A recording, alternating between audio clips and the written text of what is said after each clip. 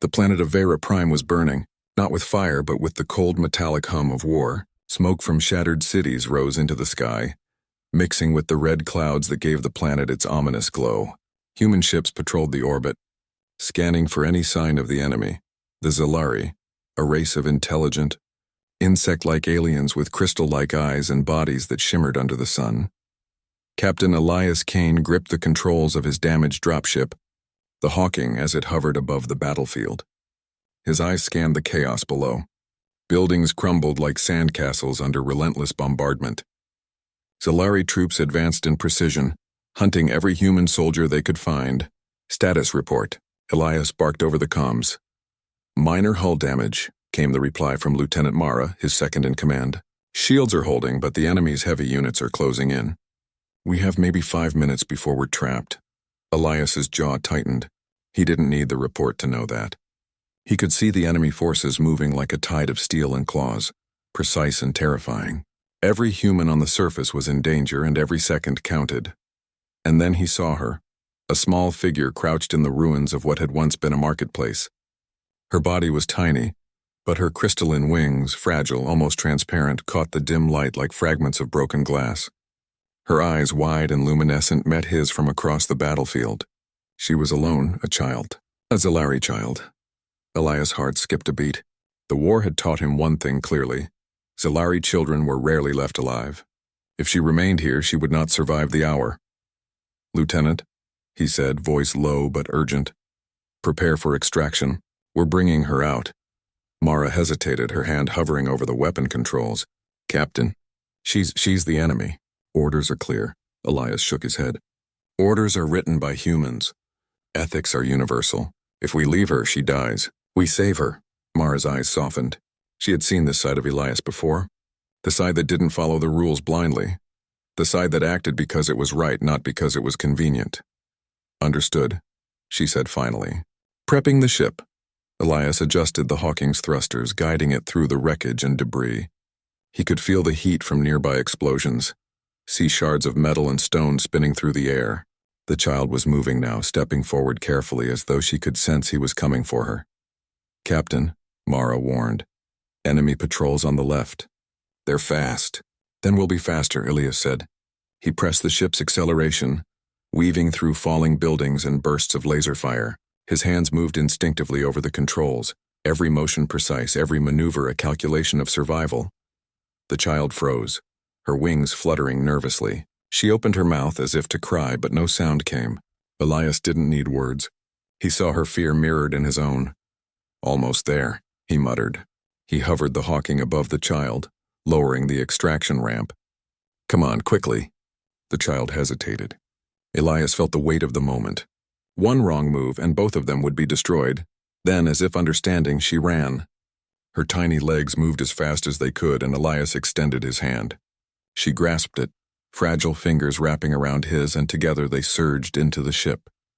The ramp closed behind them just as laser fire struck the ground where the child had stood. Elias felt the shock wave through the ship, heard the groan of metal bending under pressure. He exhaled slowly, adrenaline still coursing through his veins.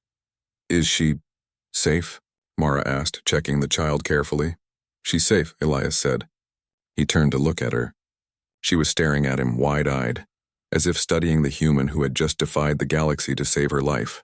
Her wings twitched nervously, but she didn't cry. "Not yet." Elias crouched down to her level. "Hey," he said gently, "you're okay now. You're safe with us." The child tilted her head, her eyes glowing faintly in the dim light of the ship. Then she spoke. Not words, but a melodic series of clicks and tones. Zalari speech, but somehow soft, almost musical.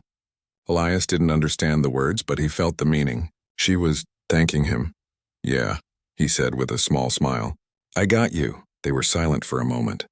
The Hawking's engines hummed, carrying them away from the battlefield, away from the chaos below. But Elias knew this was only the beginning. The moment the Zalari forces realized their child was missing, the war would change. Queen Solara would send her finest warriors, and they would stop at nothing to retrieve her offspring. Mara broke the silence. "Captain, what do we do now?" Elias stood, gripping the railing. "We keep moving. We get her somewhere safe, then we hope humanity is ready for what comes next." The journey through orbit was tense. Every sensor blinked red with incoming threats, and Elias had to think fast to dodge patrol ships and mines. The child remained quiet, her small form leaning against Mara for comfort. Elias watched her, a mix of awe and concern rising in his chest. He remembered stories from the war. Zalari children were rare, almost sacred in their society. To kill or capture one was a declaration of war that could destroy planets. And yet here she was in his hands, the embodiment of innocence amidst cruelty. Why her? Mara whispered, more to herself than anyone else. Why risk everything? Elias didn't answer immediately. He looked out the viewport at the endless expanse of stars. Humanity had faced countless threats in its history, but this was different. This was about more than survival. It was about humanity itself, our choices, our compassion, our courage in the face of impossible odds. Finally, he said, because sometimes the right thing isn't the easy thing, and sometimes the right thing defines who we are. The child's wings flickered again, small sparks of light dancing along the crystalline edges. Elias watched, fascinated. She seemed to understand him in some way beyond language. She trusted him. Hours passed as the Hawking navigated the asteroid belts and debris fields surrounding Vera Prime. The child, now sitting quietly beside Mara, occasionally reached out to touch Elias's arm or hand. Simple gestures, but they carried profound meaning. She was learning to trust, and he was learning what it meant to protect someone not of his kind, not of his world, yet just as important. Suddenly, the sensors beeped frantically. Captain! Multiple signatures. Incoming ships, high speed. Elias swore under his breath. Zalari interceptors, sleek, angular ships with deadly precision, were converging on them. They had been tracked. The Queen's forces had already mobilized. Evasive maneuvers, Elias shouted. The Hawking shuddered as he twisted and turned, weaving through the void. Lasers cut through the darkness around them. Explosions flared nearby. The child clung to Mara, her crystalline wings folding tightly against her back. Elias glanced at her for a brief second and felt a surge of determination. He would not let her die, not now, not ever. Minutes felt like hours. The Hawking darted through asteroids, slinging between fragments of metal and ice. The Zalari ships were relentless, but human ingenuity and sheer audacity allowed Elias to outmaneuver them at every turn. Finally, after a harrowing chase, they reached a cloaked human freighter waiting at the edge of the system. Elias docked quickly, sealing the ramp. The child stepped inside, her small form trembling but safe. Elias exhaled slowly, the tension leaving his body in a long, shuddering breath. We made it, he said softly. You're safe now. The child looked at him, her eyes glowing faintly again, her small hands reaching for his. Elias knelt down, letting her take his fingers. Don't worry, he whispered. I'll protect you. No one will hurt you, not while I'm here. Somehow, in the quiet hum of the freighter, amidst the danger and war, a bond had formed. Not of blood, not of species, but of trust and courage. Elias realized something profound. Sometimes protecting the weak was more than duty. It was destiny.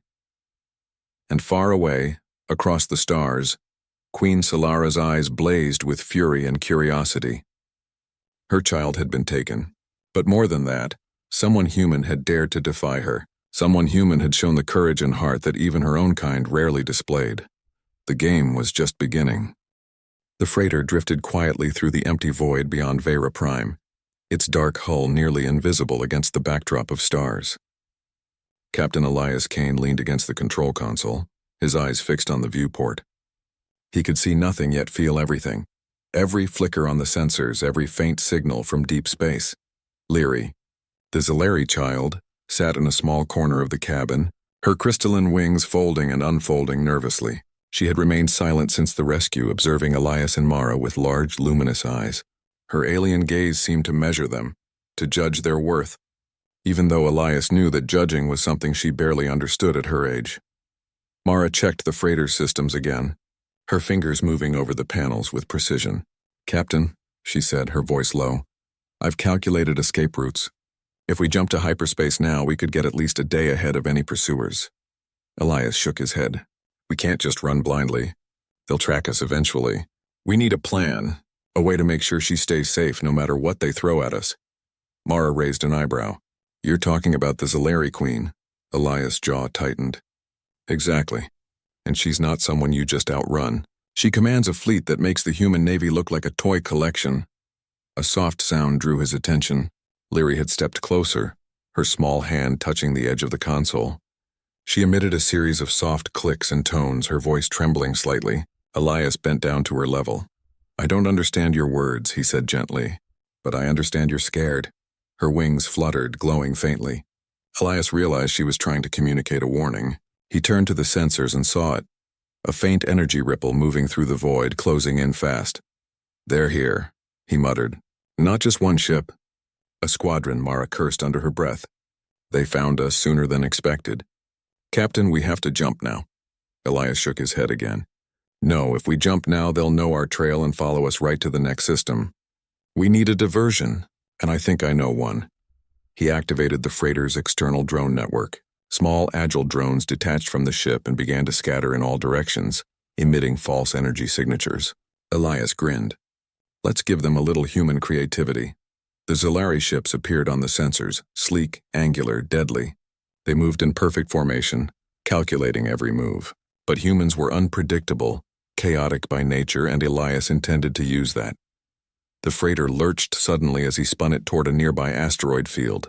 The Zalari pursued relentlessly, firing beams that sliced through the empty space, carving glowing scars into the asteroids.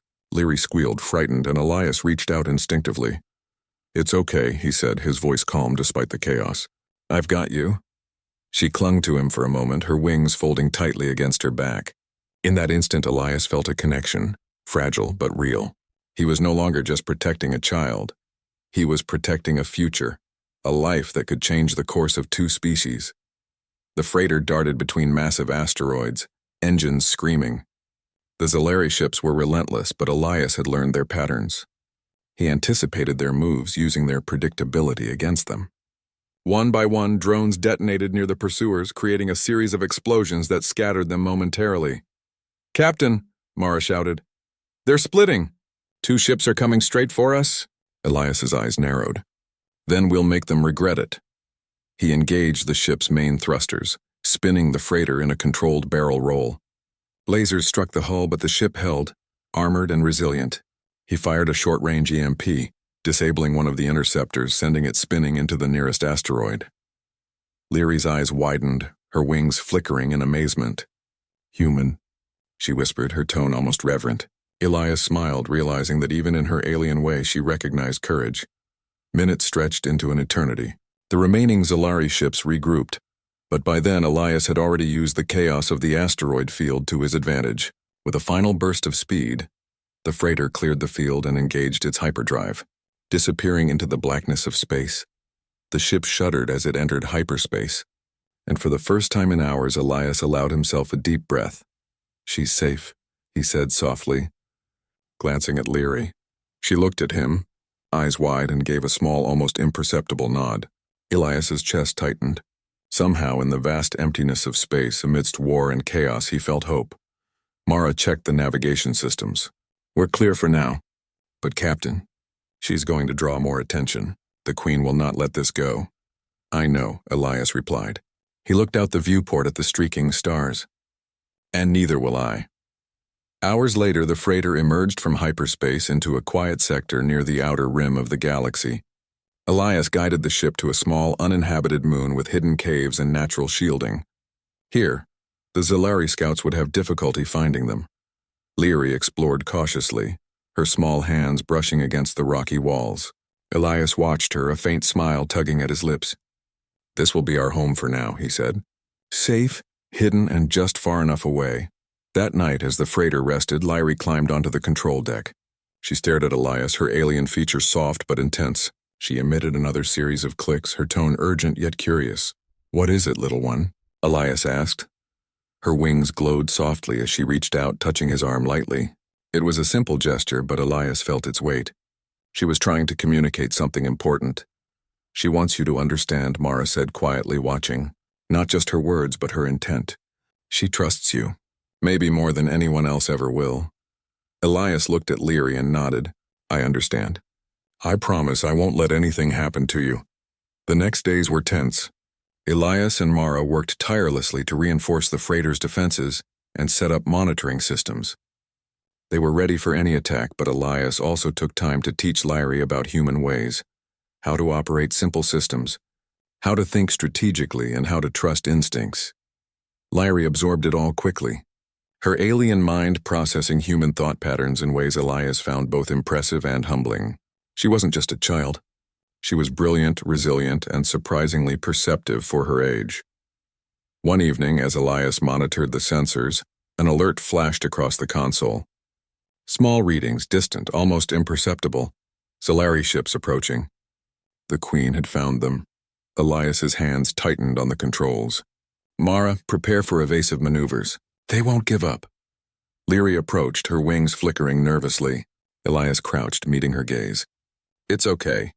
We've faced worse. Together we'll get through this. She clicked softly, almost a whisper of understanding. And for the first time, Elias felt the full weight of his decision. Saving her had made him a target, not just for the Zelari, but for something much greater, a test of humanity's courage, ingenuity, and heart.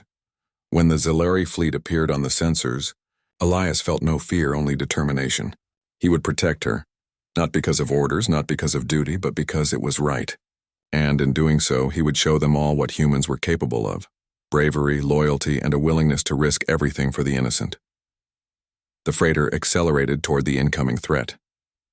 Lasers flared in the distance, and the void of space became a battlefield once more. But Elias Kane did not flinch.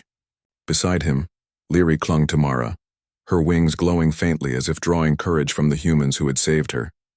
And somewhere, far away, Queen Solara watched the signals, her crystalline eyes narrowing.